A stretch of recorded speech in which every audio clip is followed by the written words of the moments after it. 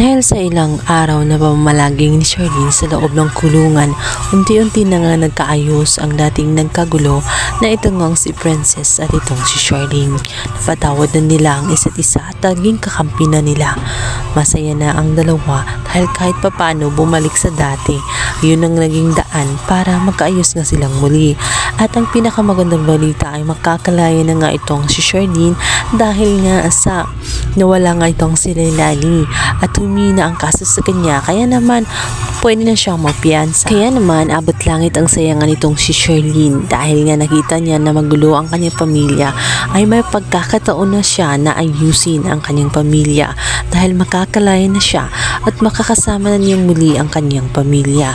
Ngunit maaayos pa nga ba niya gayong habang nasa loob siya ng kulungan ay patuloy itong inaahas nitong si Divina. Nakalabas na nga ng kulungan si Charlene.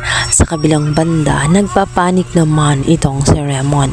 Matapos kasi ang nangyari sa kanilang dalawa, minabuti at kinausap niya itong si Divina na hindi na dapat sila magkikita dahil ayaw niyang makarating kay Charlene ang mga nangyari sa kanilang dalawa. Dahil natitiyak niya na malaking gulo kapag nagkataon. Lalong-lalo na at nakauwi na nga ng bahay itong si Charlene anumang oras. Kapag hindi sila mag-ingat ay mabubuko na nga sila nitong si Charlene. Ngunit kahit anong gawin nilang tago ay hindi nila matatakpan ang kanilang ginawang kasamaan dahil na rin sa nakita sila ng isang katulong. At dahil sa may pagka-chismosa nga ito, agad itong nagkwento kay Charlene na siyang magiging dahilan kung bakit susundan niya ng palihim ang kanyang asawang si Raymond. Makita at masasaksihan nga ni Charlene ang pagtataksil nga nitong si Raymond. Ang malaking katanungan ngayon ay mapapatawad ba niya itong si Raymond? Gayong nanggulo ito sa loob ng kulungan, nagmamalinis. Yun pala, siyang may tinatagong sa kabilang banda. Malalaman naman ni Xavier ang kasinungalingan nitong si Libby.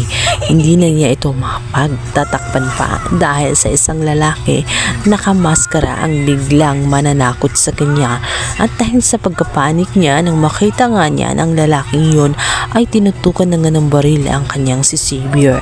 Dahil sa mahal niya ito, mapipilitan siya na sabihin ang katotohanan na ang lahat ay palabas lamang.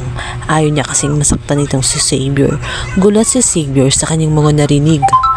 Tama nga ang kanyang kutob, walang kasalanan si Princess at na-frame up lamang siya. Ngayon, sino nga ba ang lalaki sa likod ng maskara?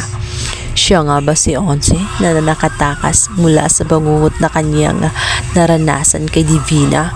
O siya ay si Justine, gumagawa ng paraan para malaman ang totoo at makalaya nga itong si Princess?